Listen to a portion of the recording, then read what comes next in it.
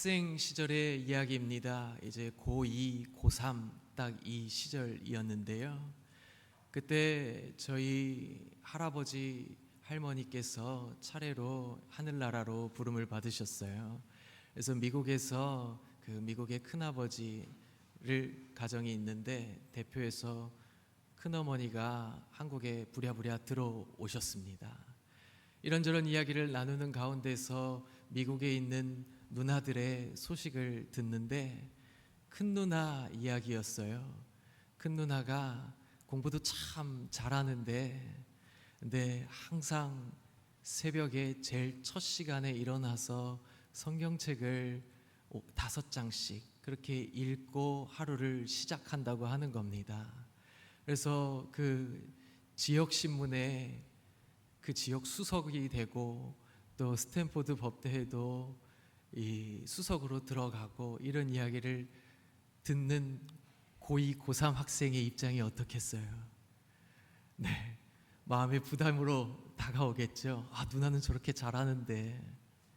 근데 저는 그것보다는 어떻게 하루의 첫 시간을 하나님의 말씀을 5장씩 읽으면서 그 바쁜 시간을 보내고 있는 것인지 그게 저에게는 더 크게 다가왔습니다.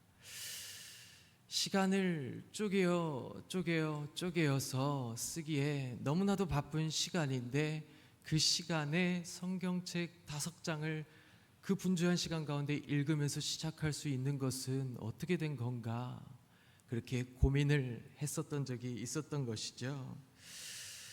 오늘 본문에 보시면 어떤 사람이 예수님께 찾아오는 장면인데요. 그는 청년이었고 부자라고 이야기를 하고 있습니다. 오늘날의 부자와 달리 당시의 부자에 대한 이미지는 하나님께 축복받은 사람들입니다. 오늘날도 마찬가지로 축복이긴 하지만 어떤 의미의 축복이냐? 말씀대로 잘 순종해서 받은 축복인 것입니다. 오늘날은 여러 가지의 축복을 얘기할 수 있지만 신명기 법에 기대어서 순종하면 복을 받고 그렇지 않으면 잘못되기 때문에 그 모세의 법에 기초해서 순종했다는 것을 그들이 가지고 있는 재력으로 증명할 수 있었던 것이죠. 근데 그 사람이 축복받은 사람답게 오늘 본문에서는 계명을 다 지키고 있었다. 이 모든 계명을 자기가 다 지키고 있었다라는 것을 얘기를 하고 있습니다. 자신의 삶을 그 시간들을 하나하나 쪼개어서 하나님을 위한 시간들로 삼아서 계명들을 지켜가고 있었던 것이죠. 그래서 만약에 천국의 문이 열린다고 한다면 누가 그 줄에서 제일 먼저 들어가야 할 것인가 한다면 당연히 이 사람이었겠구나라는 거 그 당시에 가치관으로 그리고 그 당시에 눈으로 바라볼 때 비춰지는 이 부자 청년의 이미지는 부자이면서 나이도 어리잖아요. 그 축복의 가문이라는 얘기도 되는 것입니다. 하나님의 말씀을 정말 잘 지키는 가정이구나. 정말 모세법에 의해서 흠없는 가정이구나. 저 사람이라고 한다면 하나님 나라에 가장 먼저 들어갈 법한 사람이구나. 근데 오늘 그가 찾아온 것이죠. 예수님께 질문합니다. 선생님, 어찌하여야 제가 영생을 얻을 수 있겠습니까? 무슨 선한 일을 하여야 영생을 얻을 수 있는 것입니까? 제가 어느 계명을 지켜야 합니까? 이 모든 것을 다 지켜가고 있는데 아직도 부족한 것은 무엇입니까? 다 지켜가고 있다고 한다면 그 마음에 영원한 생명에 대한 확신이 들어차 있을 것 같고 저 사람이 우리의 믿음의 모범이라고 모든 사람은 생각하고 있었는데 정작 그에게는 뭔가 자꾸 모를 결핍과 부족함이 있다라는 것을 그 질문 속에서 확인할 수 있는 겁니다. 그래서 예수님께서 얘기하시는 거죠. 내 소유를 팔아서 가난한 자들을 나눠주고 그리고 너는 나를 따라라. 역시 예수님의 답변에서는 이 영원한 생명을 얻는다는 문제가 쉽지 않구나, 만만치 않은 문제이구나 라는 것을 알 수 있죠. 자기의 모든 소유를 다 판다라는 것이 무슨 의미입니까? 경제적인 관점에서는 경제적 죽음을 뜻하잖아요. 그거를 넘어서서 나를 따라라 라고 얘기하시니까, 그런데 이 도전 앞에서 그래도 이 모든 계명 다 지켜가고 있는 청년이라면, 부자 청년이라면 일말의 기대가 있지 않겠어요? 그래도 지킬 수 있을 법도 한데. 왜냐면 그의 말씨 속에는 여러 계명들을 다 지켜가고 영원한 생명을 위해서 아직도 부족한 게 뭐냐고 그 지켜가려고 하는, 영원한 생명이 허락되기만 한다면 모든 것을 하려고 지금 뛸 준비하고 있는 그 청년의 속내가 비치잖아요. 그런데 안타깝게도 결론은 잘 아시다시피 근심하고 떠났습니다. 그래서 오늘 이 이야기의 결론으로 예수님께서 뭐라고 이야기하시냐? 23절 24절에 보시면 부자는 천국에 들어가기가 어려우니라 낙타가 바늘기에 들어가는 것이 부자가 하나님 나라에 들어가는 것보다 쉽다라고 그렇게 오늘 예수님께서는 제자들에게 알려주고 있는 것입니다. 오늘 이 본문을 통해서 우리가 어떤 것들을 함께 나눠가야 되겠는가? 우선은 정말 참 다행인 것은 예수님께서 다른 부자들에게는 그렇게 안 하셨는데 오늘 이 부자 청년에게만 그 소유를 다 팔고 나를 따르라고 하셨다는 것에서, 부자라고 다 재물을 파는 건 아니구나, 주님 앞에서 부자로 살아갈 수도 있는 거구나 하는 것이 우리의 마음을 한결 가볍게 하고 안심하게 만들어줍니다. 이 부자 청년에게 없었던 것이 있었다는 것을 예수님께서는 그 질문 속에서 간파하셨던 것 같아요. 질문을 잘 보시면 원래 항상 질문에 그 답이 있거든요. 질문하는 사람들의 그 질문에는 답도 함께 있다는 것을 아셔야 되는데, 자꾸 얘기하죠. 내가 무슨 선한 일을 하여야 영생을 얻으리이까? 어느 계명입니까? 이 모든 것을 내가 지켰사온데 아직도 무엇이 부족합니까? 지금 이 사람에게는 부족한 것이 있다라는 거, 그것이 질문에 드러나고 있습니다. 예수님께서는 그걸 간파하셔서 그 부족한 것들에 대해서 얘기해 주셨습니다. 예수님의 답변에도 잘 보시면 거기에는 예수님이 그냥 그 질문이라고 해서 아무렇게나 얘기하거나 그러시지 않잖아요. 질문은 상당히 밀도 있는 답변으로 답변 받았다라는 생각을 가지고 예수님의 말씀들을 살펴야 합니다. 먼저 예수님께서 이렇게 이야기하시죠. 선한 이는 오직 한 분이시니라.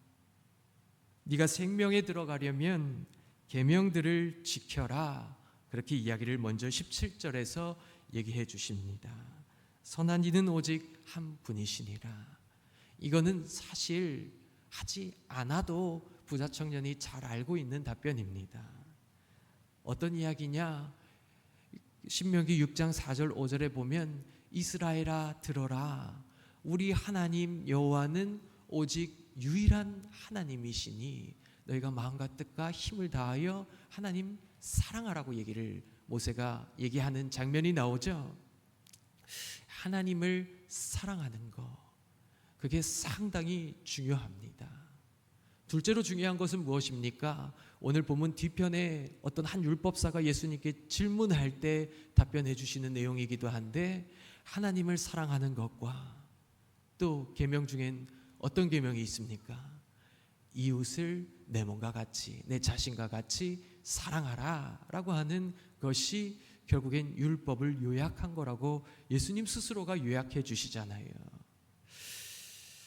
그러니까 지금 선한 이는 오직 한 분이시니라 라고 하는 것에는 쉐마에서 말씀하고 있는 하나님 사랑하는 것을 얘기하고 있습니다. 부자 청년은 왜 계명들을 지켜가고 있을까요? 하나님 사랑하기 때문에 하나님 사랑하는 계명들을 지켜가고 있는 것이죠. 그 가운데에서 이웃들을 사랑하는 자리로 나아가게 되는 겁니다. 왜요? 자기가 사랑하는 분 하나님께서는 이웃들을 자기가 지은 바 된 그 형상을 담지하고 있는 피조물들을 사랑하시기 때문에 하나님을 사랑하면 자연스럽게 이웃 사랑으로 나아갈 수밖에 없게 되는 것입니다. 그렇기 때문에 이 같은 지금 전제를 가지고 하고 있는 일들이기 때문에 굳이 이 이야기를 하지 않으셔도 됐는데 예수님께서 그거를 다시 한번 짚어주시잖아요. 그래서 청년이 물어봅니다. 어느 계명 지켜야 합니까? 그러자 예수님께서 쭉 얘기해 주시는 계명이 놀라워요. 살인하지 말라, 간음하지 말라 쭉 보시면 십계명의 후반부 이웃을 사랑하는 계명으로 요약되었던 6가지의 계명들을 쭉 얘기해 주십니다. 그런데 청년이 얘기하는 것이죠. 이 모든 것은 제가 지켰습니다. 근데 아직도 부족한 게 무엇입니까? 여러분, 계명이 부족한 게 어디 있겠어요? 계명은 그것 자체로 완전한 것입니다. 근데 뭔가 헛헛함, 뭔가 부족함을 느꼈다는 것이죠. 그래서 예수님께서 네 소유를 팔고 날 따라라 그렇게 얘기하셨다는 겁니다. 오늘 본문에서 먼저 두드러지는 것은 예수님의 말씀 속에 21절을 보시면 이렇게 이야기합니다. 네가 온전하고자 할진대 가서 내 소유를 팔아 가난한 자들에게 주라. 그리하면 하늘에서 보화가 내게 있으리라. 그리고 와서 나를 따르라.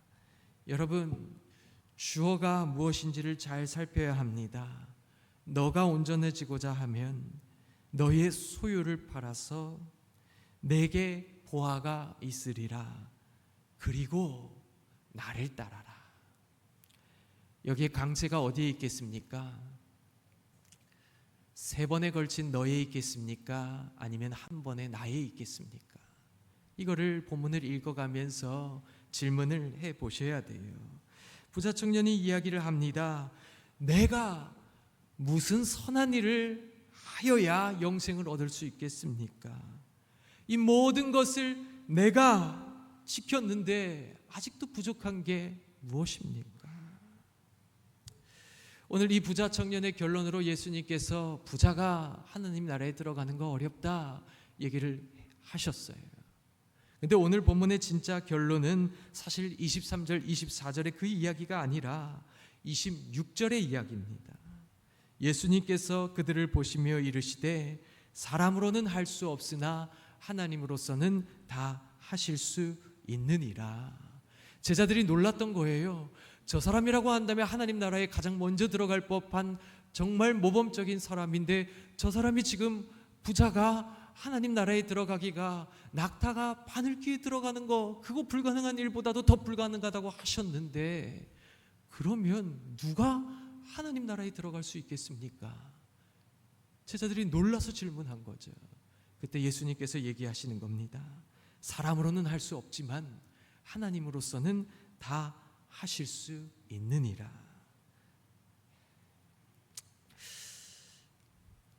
이 부자가 생각했던 것이 무엇입니까?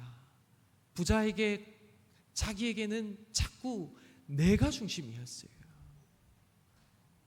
자기가 지금 하고 있는 이 모든 일들은 선한 일로 사람들의 눈에 비춰질 수 있을지는 몰랐지만 그런데 그 일들이 주어가 누구였습니까?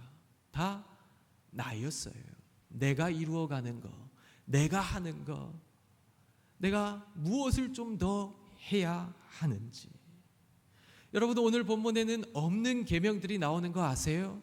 10계명으로 완전한데 왜 없는 계명들이 등장합니까? 완전하지 못해서 등장한다거나 아니면 뭔가 부연 설명을 해줄 수 있는 것들이 있어서 등장한다거나. 오늘 본문에 없는 계명들을 살펴보시면 첫 번째는 19절의 이야기입니다.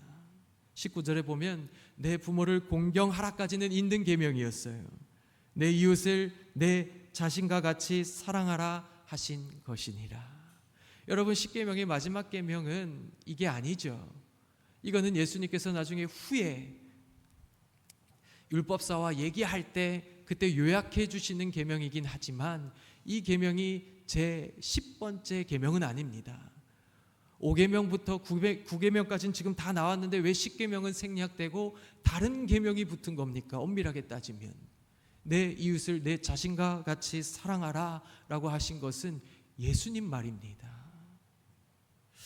이거 없는 계명인데 부자가 요구했던 것처럼 뭔가 좀 더 지켜야 될 계명이 있냐고 물어봐서 그래서 이렇게 답변을 해 주신 것인가? 근데 사실은 이 계명은 아까도 말씀드렸지만 5계명부터 10계명의 요약이라고 말씀드렸잖아요. 이 부자 청년만 모르지만 우리는 이미 알고 있다고 해서 이 사람이 알고 있겠거니 하고 읽으시면 안 되고, 지금 부자 청년은 예수님의 이 요약을 듣지 못한 상황이에요. 근데 이 이야기를 들었을 땐 사실 그 얘기가 그 얘기인데 이 부자 청년에게는 없는 계명처럼 들릴 수 있었던 계명인 거죠. 예수님을 미리 알았다면, 예수님의 말씀을 듣고 살았다면, 제자라고 한다면 이미 알았을 계명이지만 그는 그렇지 않았기 때문에 모르는 것입니다. 두 번째로 없는 계명은 무엇이냐? 가서 내 소유를 팔아 가난한 자들에게 줘라. 이것도 10계명 돌판에 보시면 있어요, 없어요? 엄밀하게 따지면 이 계명도 없잖아요. 10계명에는 네 소유를 팔아서 가난한 자들에게 주라고 하는 말, 그 계명은 없습니다. 그렇죠? 근데 우리는 이것이 마태복음 6장에 가면 예수님께서 보화를 하늘에 쌓아두라고 말씀하시면서 이 기르는 새와 이 들풀도 입히시는데 너무 걱정하지 마. 하늘에 보화 쌓으면 안 보이니까 니네가 불안할 것 같은데 걱정하지 마. 하나님 반드시 그 하늘의 보화를 너에게 주실 거니까 이 땅에서 하나님께 다 맡기고, 모든 것들 맡기고, 먼저 그의 나라와 그의 의를 구하고, 그 다음에 너는 이 땅에서 하나님 신뢰하면서 살아가라 라고 하는 장면 속에 안심하라고 들풀도 입히시는 이야기, 새들도 입히시는 이야기 해주시는 겁니다. 그러니까 가서 내 소유를 팔아 가난한 자들에게 주라라고 하는 것이 모세의 성문법, 더 정확히는 10계명에 들어가 있지 않는 계명처럼 보이지만 사실 예수님을 아는 사람들이라고 한다면 다 그게 무슨 말인지는 알고 있다는 거죠. 지금 없는 계명들을 듣고 있는 부자의 입장에서만 난처한 것입니다. 근데 가장 난처하게 한 계명이 무엇입니까? 와서 나를 따르라 라고 얘기를 하는 것입니다. 예수님께서는 마태복음에서 계속해서 제자도에 관련해서 이야기를 하실 때 나를 따르라고 얘기합니다. 8장 19절에 가서 보면 한 서기관이 예수님께 와서 그렇게 이야기하는 장면이 있습니다. 뭐라고 이야기하냐면, 한 서기관이 나와 예수께 아뢰되 선생님이여 어디로 가시든지 저는 따르겠습니다. 근데 예수님께서 인자는 머리 둘 곳이 없다, 여우는 굴이 있고 다 지낼 곳이 있는데 인자는 머리 둘 곳이 없다 라고 얘기하니까 그거에 겁나서 예수님 못 따랐어요. 그쵸? 예수님이 따르라고 얘기하시자 못 따랐던 그 서기관과 같이 오늘 본문의 부자 청년도 예수님을 뭐라고 부릅니까? 선생님이여 라고 부르잖아요. 디다스칼레, 디다스칼로스라고 하는 단어는 말 그대로 선생님입니다. 내가 따르는 주님, 큐리오스, 퀴리에라고 부르는 것이 아니라 선생님이여 부르는 사람들은 마태복음에서 예수님을 따르지 못하는 사람들이 가능성이 높습니다. 오늘 이 부자 청년은 분명히 계명은 다 지켜가고 있는데 예수님을 따르는 자리로는 가지 못하고 있는 사람이었다는 것을 알 수 있는 것이죠. 여기엔 뭐가 문제인가? 계명을 지켜가고 있는 것이 어떻게 지켜가고 있는지가 지금 이 문제 속에 있는 핵심 이야기입니다. 지금 여기에 없는 계명들을 살펴보면 여기에 없는 분이 계시는 거예요. 누가 없습니까? 사실 하나님에 대한 계명 1에서 4계명이 없잖아요. 하나님을 섬기는 계명이 없어요. 생략되어 있죠. 아까도 말씀드렸지만 이웃 사랑으로 나아가기 위해서는 하나님을 사랑하는 것이 먼저 되어야 되는 것입니다. 근데 이 부자 청년은 하나님을 지금 사랑함으로써 이웃에게 나간 게 아니에요. 1에서 4계명이 없는 가운데에서 지금 5에서 10계명을 지키고 있었다는 겁니다.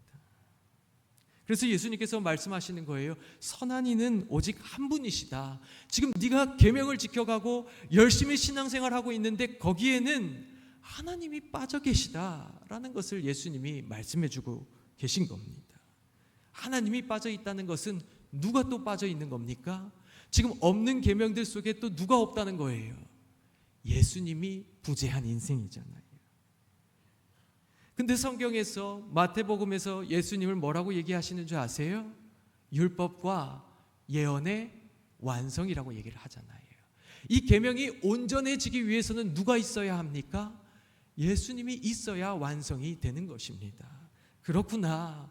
왜 자꾸 계명을 지키면서도 이 계명에서 헛헛함을 누리고 부족하다고 느끼고 뭔가 영원한 생명에 더 있어야 될 것 같이 느꼈는가? 다 지켜간다고 말하면서도 하나님이 계시지 않으니까, 예수님이 거기에 계시지 않으니까 내가 이 계명을 진짜 선한 공적 싹듯이 그렇게 지켜가고 있었던, 나가 계속해서 강조되는 선한 행위들이었구나라는 것이 오늘 본문의 핵심 이야기죠.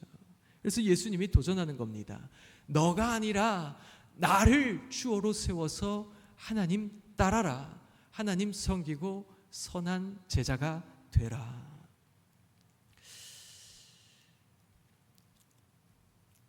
그 일상에서 만나는 구약의 언어라고 하는 책에서 보면 그런 이야기가 있습니다. 베푸는 것과 나누는 것 차이가 있다는 거예요. 그 행동 양식은 동일하죠. 베푸는 것이나 나누는 거나 동일한데 근데 그거를 엄밀하게 따지면 과연 동일한가? 라고 저자가 묻는 것이죠. 그게 아니라는 겁니다. 베푸는 것에서는, 주는 행동 속에서는 동일하지만 무언가의 높낮이가 거기 아래에 숨어 있다는 겁니다. 나눈다는 것은 상대적으로 수평적인 것이죠. 그렇죠? 근데 그것이 또 어떤 차이가 있느냐? 베푼다는 것은 산술적인 셈법으로 따질 때도 그 셈을 기초하고 있는 셈법이 다르다는 거예요. 베푸는 것은요, 셈법으로 하면 뺄셈이라는 겁니다. 빼기라는 거예요. 내가 10을 가지고 있으면 베풀면, 3을 베풀면 3이 나가는 거죠. 3을 빼는 겁니다. 1을 베풀면 1을 빼는 겁니다. 나눔은요, 나눔은 빼기가 아니라 말 그대로 나눗셈입니다. 여러분, 1에서 1을 빼면 0이 되지만 나눗셈은요, 1 나누기 1은 이상하게 자꾸 1이 돼요. 그렇죠? 하나를 가지고 있어서 이거 나누면 끝날 것 같은데 나눠도 계속 1이 되는 것은 사실상 무한대라고 하는 소리입니다. 이게 바로 성경에서 얘기하는 나눔이라는 겁니다. 베풀기도 귀한 거지만 베푸는 것보다는 나누는 것이 중요합니다. 그 이야기를 저자는 하고 있는 것이죠. 그것을 오늘 본문에 적용하셔야 돼요. 부자 청년은 하나님과의 관계 속에서 하나님의 일들을, 하나님의 계명들을 지켜가고 있었습니다. 근데 그거는 자기 시간을 쪼개면서 자꾸 뺐던 거예요. 그렇죠? 내가 가지고 있는 것에서 조금씩 빼고 조금씩 빼고, 주님께서 낮은 곳으로 내려가라고 하면 조금씩 내려가고 조금씩 내려가고, 주님 저 잘하고 있죠?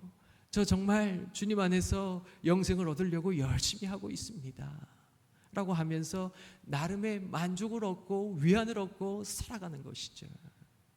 근데 만약에 그가 가진 것이 이제 하나밖에 없다고 해봅시다. 주님이 네 하나, 그것도 내 이웃에게 주면 어떻겠니? 물어보시니 어떻게 얘기할까요? 주님이 하나밖에 없는데요. 조금만 기다려 주세요. 제가 한 3개, 4개 정도 만들어 와서 다시 또 주님이 아까 주라고 말씀하신 그 사람에게 나누어 줄게요. 그렇죠? 근데 주님께서 얘기하시는 그것은 뺄셈이 아니라는 겁니다. 나누라는 겁니다. 네가 하나 가지고 있어도 하나를 나누고, 네가 반 개를 가지고 있어도 반 개를 나누고, 나누라는 겁니다.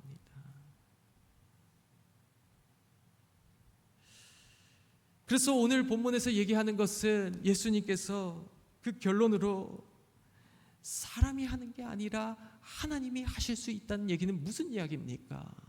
우리는 하나님 안에서 신앙생활 할 때 자꾸 뺄셈으로 신앙생활 하고 있다라는 거예요. 그렇구나. 우리가 빼면서 내가 주님 4개 가지고 있는데 저는 하나만 갖고 3개나 뺐어요. 왜요? 제가 주님을 너무 사랑하기 때문입니다. 제가 주님을 따르기 위해서 3개를 빼는 사람입니다. 주님, 저 잘하고 있죠? 라고 그렇게 얘기를 하는데, 근데 주님께서 뭐라고 얘기하십니까? 사람은 할 수 없다.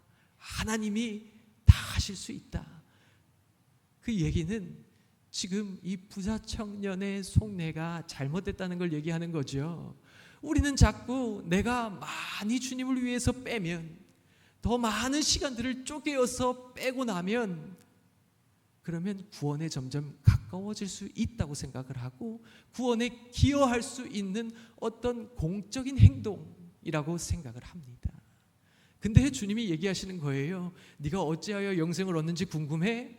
근데 그 영생이라고 하는 것이 네가 뭘 한다고 할 수 있는 부분이 아니야.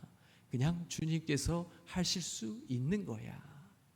사람은 구원의 1말의 가능성도 관여할 수 없는 존재라는 얘기를 해 주시는 겁니다. 그래서 오늘 본문에 제자들이 너무 또 놀란 거예요. 베드로가 놀랐죠. 그러면 저도 다 버렸는데, 주님, 저 다 포기하고 주님 따랐는데 제가 얻을 것이 무엇입니까? 베드로에게도 똑같은 생각이 있었던 거죠. 부자 청년은 근심해서 떠났지만 베드로는 다 버리고 지금 주님 따랐는데 저는 그러면 어떻게 되는 거예요? 뭘 얻을 수 있는 거예요? 아니, 얻는 문제가 아니라니까. 네가 뭘 해서 얻는 거는 네가 받을 보수고 몫이지, 지금 구원은 은혜로 주어지는 거지, 네가 뭘 행동을 했다고 해서 벌어들이는 그것이 구원이 아니다. 그래서 네가 10을 다 뺐다고 해도 그것이 구원에 좀 더 가까워지겠느냐? 그런 거 아니라는 얘기를 해주고 계신 겁니다. 그러면서 예수님께서 그 베드로의 질문에 이렇게 답해 주시는데요.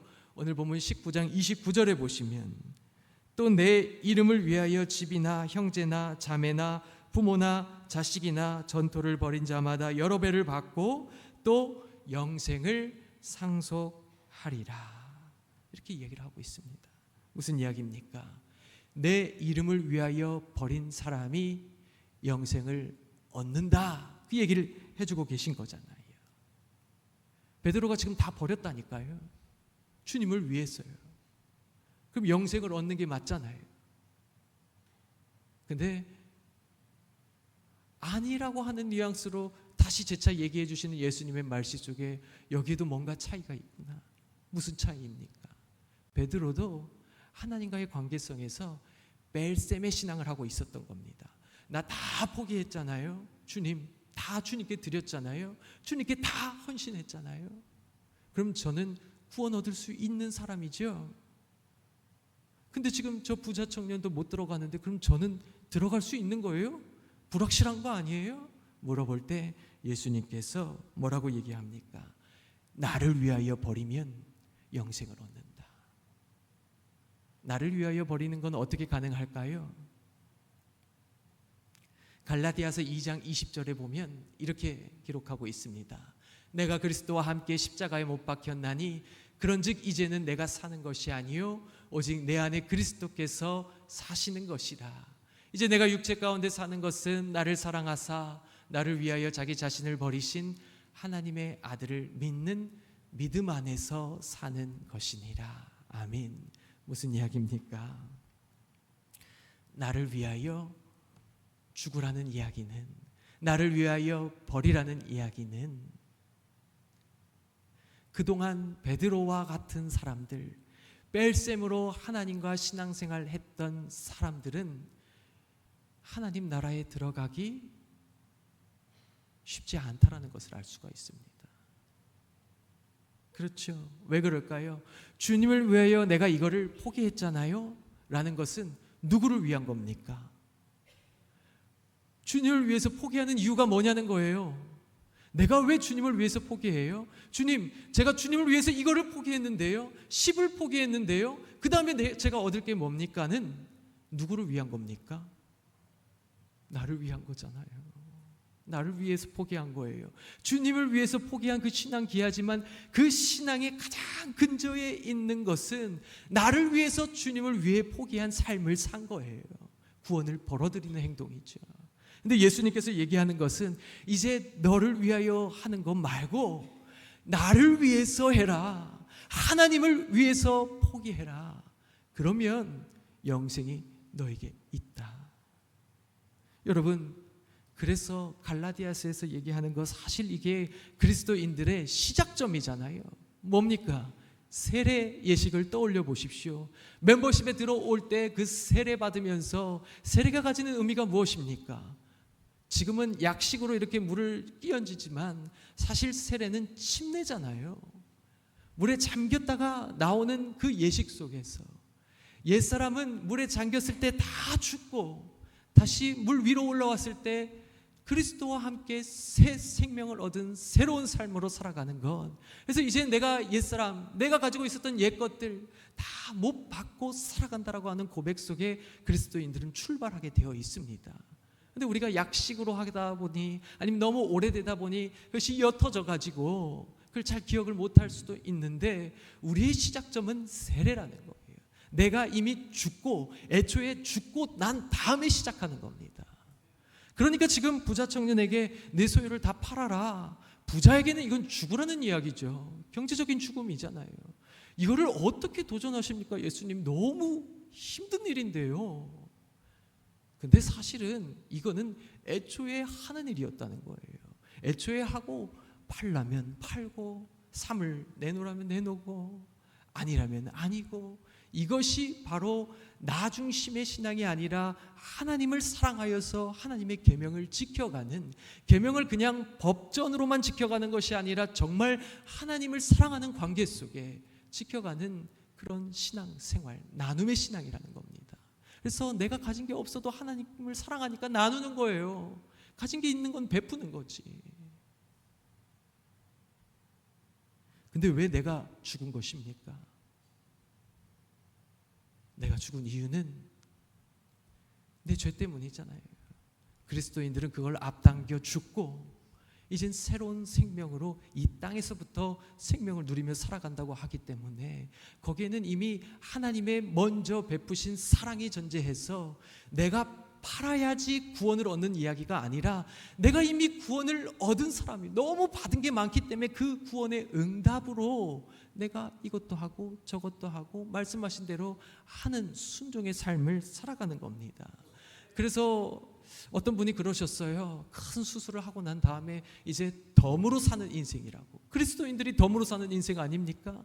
이미 죽은 거예요. 근데 옛 자는 이미 죽고 덤으로 사는 인생에서 못할 게 뭐가 있겠습니까?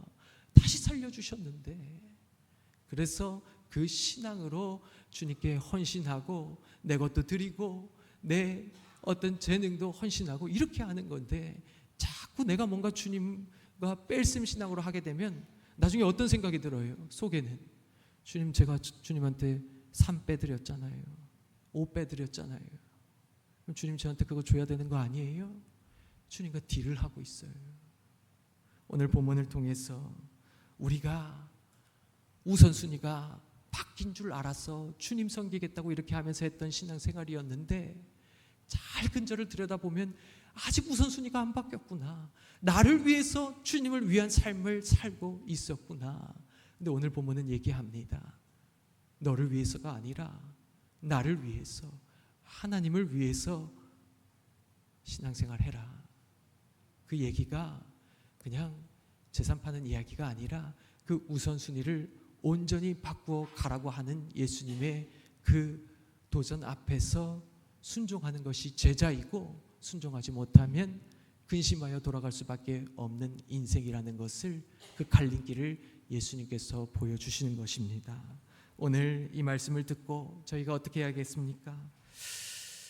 자기의 신앙을 돌아봐야겠죠. 나는 지금 주님께 베풀고 있었는지, 아니면 주님 너무 사랑에 겨워서 주님 원하시는 대로 나누고, 주님과도 나누고 이웃과도 나누는 삶으로 살아가고 있었는지를 점검해 보시면서, 주님, 우리의 인생 지금부터라도 나를 위한 인생이 아니라 주님 위한 인생으로 살아가겠다고 결단하는 저희 모두 되게 하옵소서 하는 우리 모두 되시기를 주님의 이름으로 간절히 축복합니다. 기도하겠습니다.